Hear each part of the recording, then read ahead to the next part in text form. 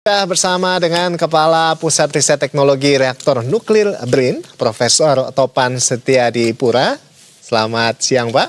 Siang, dan Mas. juga peserta ekspedisi Icebreaker for Knowledge, Pria Agung Wicaksono. Ya, halo, selamat siang. Siang. Pak Topan, Prof. Topan, dan juga Mas Pria, apa kabarnya? Baik, alhamdulillah. Luar biasa. Ini senang sekali kita bisa ketemu, kita akhirnya bisa ngobrol ya. Dan ini adalah wawancara perdana dengan media Indonesia begitu ya. Sebelumnya ini wawancara dengan media asing Rusia ya. Wah, ini luar biasa. Saya juga sebetulnya penasaran banget dan saya juga bangga banget ya karena memang peserta Indonesia juga bisa mengikuti ekspedisi ini. Ya, ini ada berapa dari 62 peserta begitu ya? 62.000 peserta dari 21 negara kalau tidak salah yang ikut berpartisipasi. Nah, yang pertama saya mau bertanya ke Prof. Topan terlebih dahulu. Prof. Topan, jadi ini kan memang menarik sekali karena ekspedisi ini juga menggunakan kapal pemecah es bertenaga nuklir seperti itu ya. Dan memang ini juga dilakukan selama beberapa hari ke Kutub Utara begitu ya. Nah, ini sebetulnya mungkin bisa Anda jelaskan apa tujuan utama dari ekspedisi ini, Prof? Ya, terima kasih Mas Rolando. Jadi tujuan utama seperti namanya ya, namanya kan Icebreaker of Knowledge. Jadi sebenarnya ingin mensosialisasikan science and technology khususnya kepada anak-anak. Jadi sebenarnya main yang di-serve dalam yang dilayani dalam ekspedisi ini adalah Mas Pria dan teman-teman 66 lainnya. Kami sendiri hadir sebagai salah satu expert yang melayani. Jadi di sana ada anak-anak yang kita berikan kesempatan untuk mengenal beberapa knowledge, tidak hanya reaktor nuklir ya. Memang kita memakai kapal bertenaga reaktor nuklir, tapi di sana di antara yang diekspos adalah teknologi luar angkasa dan juga teknologi kuantum. Kalau mau dilihat ada 3 yang coba diekspos oleh panitia. Panitianya memang utamanya Rosatom, tapi juga kerjasama dengan Roskosmos. Ini NASA-nya Rusia, jadi mengenalkan teknologi robot dan lain sebagainya terkait luar angkasa dan juga kuantum, teknologi kuantum. Jadi kembali intinya mengenalkan dan mengkampanyekan science and technology kepada anak muda, ya, kepada para student. Jadi 66 student ini main guest di kapal sebenarnya, Pak. Wih, 66 student. 66.000 itu yang daftar. Yang daftar. Oh, yang join di kapal itu 66. 66 dari 21 negara. Betul, itu. Ya, wow. Jadi kompetisinya luar biasa yang Mas Pria hadapi ini. Jadi kami jadi yang merah ini student sebagai main guest di kapal karena ketika technical meeting pertama kami sebagai expert tugasnya adalah melayani para student. Artinya menyampaikan science and technology kepada student. Jadi itu misi utamanya, selain tentunya misi lainnya kita ingin menunjukkan dan merasakan bisa datang ke Kutub Utara secara langsung ya. Jadi experience-nya bukan hanya penyampaian, langsung dibuktikan dengan berkunjung ke Kutub Utara. Nah, itu kan apa namanya satu pengalaman yang luar biasa begitu ya, Pak ya. Jadi artinya selain mendampingi anak-anak ini belajar begitu ya terkait dengan sains, teknologi begitu. Nah, ini juga langsung ke sana ini memang agak beda karena memang situasi, culture dan juga apa namanya suhu juga di sana ini kan sangat dingin. Kalau misalnya dari Mas Pria sendiri bagaimana waktu itu? Seperti apa yang apa namanya bersaing dengan 67.000 peserta dari 21 negara ikut dalam ekspedisi ini. Bagaimana akhirnya Pria kemudian terpilih di ekspedisi Icebreaker for Knowledge ini? Bisa diceritain mungkin seperti apa? Oh iya, kalau dari kompetisinya sendiri, saya dapat registrasi dari website sendiri. Ada pertanyaan berbasis webinar, terus setelah itu ada presentasi. Dari 61 negara ini, yang 21 kebanyakan itu memang dari kalau kompetisinya terpisah-pisah. Jadi setiap negara ada satu kompetisi sendiri. Jadi di negara Indonesia saya berkompetisi dengan banyaknya orang Indonesia yang ingin ikut Kutub Utara ini juga. Perasaan saya kaget juga sih karena bisa sempat menang. Ini kayak momen dream come true gitu. Wow. Jadi salah satu cita-cita juga untuk ke Kutub Utara, belajar dengan para saintis terkemuka dunia begitu ya? Seperti Pak Topan ini. Iya dong. Oke. Sampai akhirnya ini katanya sempat merayakan ulang tahun juga di sana. Iya, ulang tahun sama kemerdekaan Indonesia di sana juga. Oh, berarti tanggalnya sama dengan ulang tahun Republik Indonesia? Pada 17 Agustus kita sampai di Kutub Utara, titik kutubnya tersebut, dan saya juga merayakan ulang tahun saya dan kemerdekaan Indonesia di sana. Wow, luar biasa. Berarti dikasih kue juga, dikasih selamat oleh teman-teman satu angkatan pada saat itu yang datang ya. Wow, luar biasa. Baik, dan ini juga menariknya ini pemirsa, di sana katanya saya dengar juga Prof Topan, karena memang di sana kan situasinya sangat berbeda begitu ya. Ini pengalaman yang sangat jarang mungkin ke sana gitu melakukan ekspedisi ini. Ada juga yang katanya sempat berenang, cobain. Ini cobain suhu juga di sana, Pak. Iya, betul. Ini kita punya VT-nya untuk Anda ini pemirsa. Nah, seperti ini katanya. Nah, kita lihat ini Prof Topan. Ini sedang coba untuk air Kutub Utara ya, Prof ya. Mungkin udah bosan dengan pantai di Indonesia kali ya, Pak ya, atau laut di Indonesia, jadi cobain di Kutub Utara. Wah, ini suhu berapa saat itu, Prof? Airnya minus 1,5 derajat Celcius. -1,5. Di udaranya sendiri sekitar minus 15 derajat Celcius. Waduh, itu nyemplung. Ini masih, ini kalau saya sih mungkin no thank you deh. Terima kasih.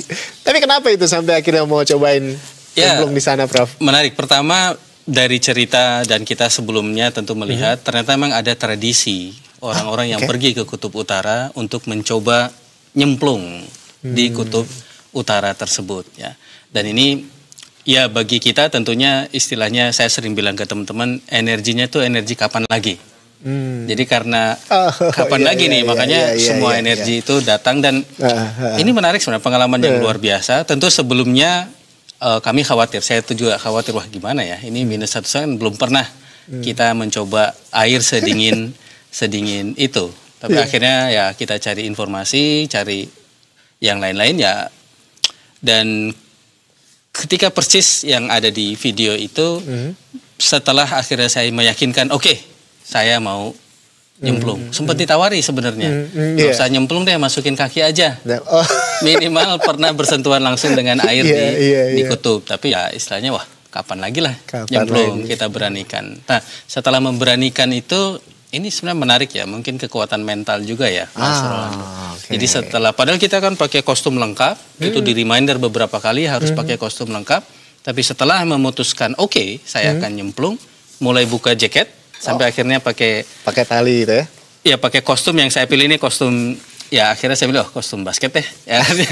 Kebetulan ada bendera Indonesianya di situ, untuk kostum basket alumni SMA sebenarnya.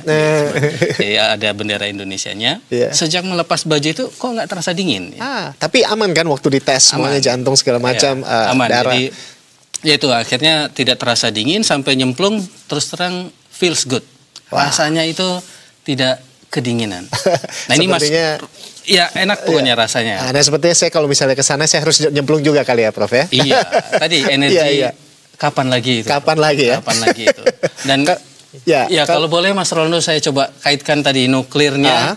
Ini mungkin kan saya coba kaitkan dengan psikologi orang Indonesia yang takut kalau kita punya nuklir. Saya coba kaitkan, saya juga takut nih. Tapi kita belajar dari secara empirik, orang yang nyemplung tuh banyak. Bahkan bapak-bapak kalau lihat di YouTube ada juga nyemplung sehat juga gitu. Artinya ada pengalaman orang yang udah pakai, udah nyemplung, Nah PLTN pun sama, negara lain pun udah pakai, safe juga tuh. Jadi artinya penggunaan nuklir juga memang harus tepat begitu ya. Jangan sampai yang berbahaya juga kalau tidak sesuai dengan targetnya atau peruntukannya. Seperti itu. Kalau dari Mas Priyanya sendiri, ini Mas Priya gimana waktu itu? Ini kan memang tantangannya juga lumayan berat gitu ya, suhu juga. Tadi ikutan nyemplung juga nggak? Enggak, kalau saya nggak ikutan nyemplung.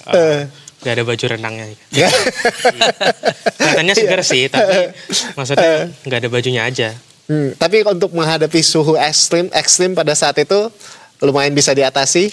Lumayan, karena dia memberi jaketnya khusus sendiri dari Rosatom sendiri. Baik. Nah kalau misalnya untuk terkait dengan observasi Mas Priya begitu ya, sebagai siswa juga selama di sana seperti apa?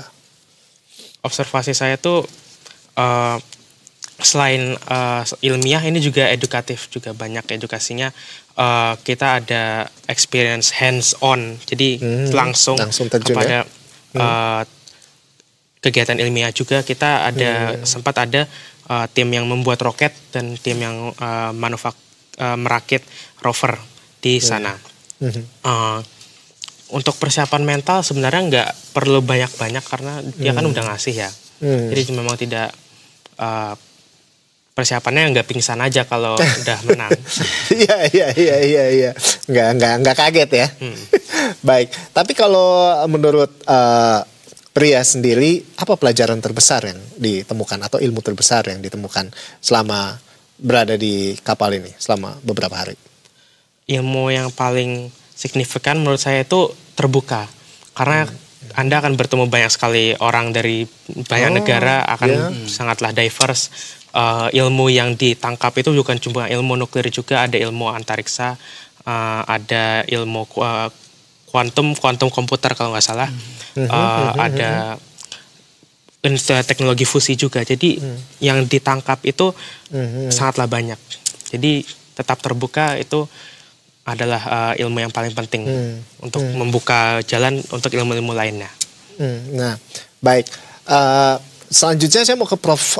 Topan. Ini kan Prof, kita tahu bahwa tantangan lainnya, kalau tadi kan kita sudah bicara terkait dengan nuklir juga, kalau misalnya kita manfaatkan dengan baik, tentunya hasilnya sangat bermanfaat begitu bagi kehidupan manusia dan lingkungan seperti itu. Nah, tantangan lainnya adalah para kru ini sangat dekat dengan reaktor nuklir. Apa yang harus diwaspadai para kru selama perjalanan begitu ya? Mungkin ini ketakutan yang banyak dialami oleh para peserta seperti itu. Bagaimana Anda melihatnya? Ya, sebenarnya pengalaman hampir 10 hari kita di icebreaker berteman atau berdekatan dengan 2 reaktor nuklir. Jadi bukan satu, ada 2 reaktor nuklir masing-masing 170 megawatt thermal. Sebagai orang nuklir, nah, apa sih sebetulnya itu dia yang ditakutkan oleh sebagai orang nuklir yang saya cari sebenarnya tanda bahaya. Tanda peringatan bahwa di sini ada radiasi nuklir.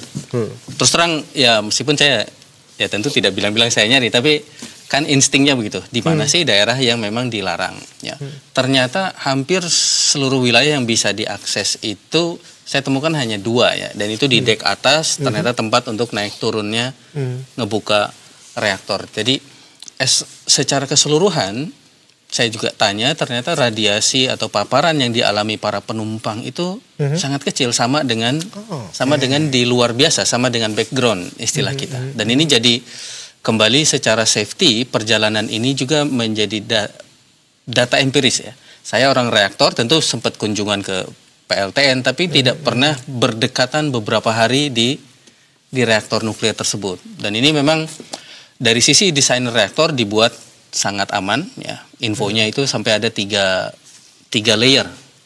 Jadi kalau mau masuk benar-benar ke dalam ada 3 lapis layernya.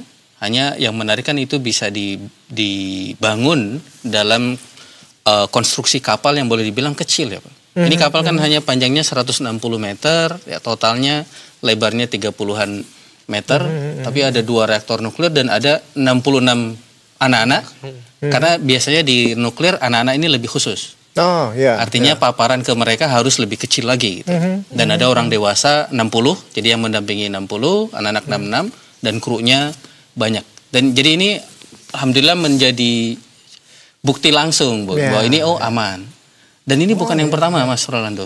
Ini yang sudah jadi kapalnya itu selama 17 tahun sejak mereka meluncur di sekitar 2007 sudah 77 kali mengadakan ini.